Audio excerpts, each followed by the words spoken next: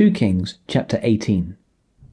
In the 3rd year of Hoshea, son of Elah, king of Israel, Hezekiah, son of Ahaz, king of Judah, began to reign. He was 25 years old when he became king, and he reigned in Jerusalem for 29 years. His mother's name was Abijah, daughter of Zechariah. He did what was right in the eyes of the Lord, just as his father David had done. He removed the high places, smashed the sacred stones, and cut down the Asherah poles. He broke into pieces the bronze snake Moses had made, for up to that time the Israelites had been burning incense to it. It was called Nehushtan. Hezekiah trusted in the Lord, the God of Israel. There was no one like him among all the kings of Judah, either before him or after him. He held fast to the Lord and did not stop following him. He kept the commands the Lord had given Moses, and the Lord was with him. He was successful in whatever he undertook. He rebelled against the king of Assyria and did not serve him. From watchtower to fortified city, he defeated the Philistines as far as Gaza and its territory. In King Hezekiah's 4th year, which was the 7th year of Hoshea, son of Elah, king of Israel, Shalmaneser, king of Assyria, marched against Samaria and laid siege to it. At the end of 3 years, the Assyrians took it, so Samaria was captured in Hezekiah's 6th year, which was the 9th year of Hoshea, king of Israel. The king of Assyria deported Israel to Assyria and settled them in Halah, in Gozan on the river Habor, and in the towns of the Medes. This happened because they had not obeyed the Lord their God, but have violated his covenant, all that Moses, the servant of the Lord, commanded. They neither listened to the commands nor carried them out. In the 14th year of King Hezekiah's reign, Sennacherib, king of Assyria, attacked all the fortified cities of Judah and captured them. So Hezekiah, king of Judah, sent this message to the king of Assyria at Lachish: "I have done wrong. Withdraw from me, and I will pay whatever you demand of me." The king of Assyria extracted from Hezekiah, king of Judah, 300 talents of silver and 30 talents of gold.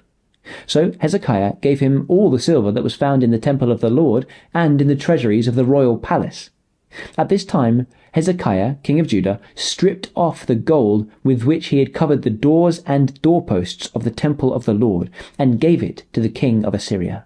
The king of Assyria sent his supreme commander, his chief officer, and his field commander with a large army from Lachish to King Hezekiah at Jerusalem. They came up to Jerusalem and stopped at the aqueduct of the upper pool on the road to the washerman's field. They called for the king, and Eliakim, son of Hilkiah, the palace administrator, Shebna, the secretary, and Joah, son of Asaph, the recorder, went out to them. The field commander said to them, "Tell Hezekiah, this is what the great king, the king of Assyria, says. On what are you basing this confidence of yours? You say you have the counsel and the might for war, but you speak only empty words. On whom are you depending that you rebel against me? Look, I know you are depending on Egypt, that splintered reed of a staff which pierces the hand of anyone who leans on it. Such is Pharaoh, king of Egypt, to all who depend on him. But if you say to me, 'We are depending on the Lord our God,' isn't he the one whose high places and altars Hezekiah removed, saying to Judah and Jerusalem, 'You must worship before this altar in Jerusalem'? Come now, make a bargain with my master, the king of Assyria. I will give you 2,000 horses, if you can put riders on them. How can you repulse one officer of the least of my master's officials, even though you are depending on Egypt for chariots and horsemen? Furthermore, have I come to attack and destroy this place without word from the Lord? The Lord himself told me to march against this country and destroy it." Then Eliakim, son of Hilkiah, and Shebna and Joah said to the field commander, "Please speak to your servants in Aramaic, since we understand it. Don't speak to us in Hebrew in the hearing of the people on the wall." But the commander replied, "Was it only to your master and you that my master sent me to say these things, and not to the people sitting on the wall, who, like you, will have to eat their own excrement and drink their own urine?" Then the commander stood and called out in Hebrew, "Hear the word of the great king, the king of Assyria. This is what the king says: Do not let Hezekiah deceive you. He cannot deliver you from my hand. Do not let Hezekiah persuade you to trust in the Lord when he says, the Lord will surely deliver us. This city will not be given into the hands of the king of Assyria. Do not listen to Hezekiah. This is what the king of Assyria says. Make peace with me and come out to me.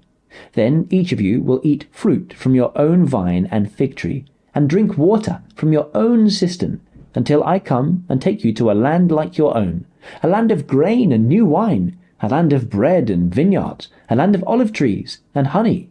Choose life and not death. Do not listen to Hezekiah, for he is misleading you when he says, the Lord will deliver us. Has the God of any nation ever delivered his land from the hand of the king of Assyria? Where are the gods of Hamath and Arpad? Where are the gods of Sepharvaim, Hena, and Eva? Have they rescued Samaria from my hand? Who of all the gods of these countries has been able to save his land from me? How then can the Lord deliver Jerusalem from my hand? But the people remained silent and said nothing in reply, because the king had commanded, do not answer him.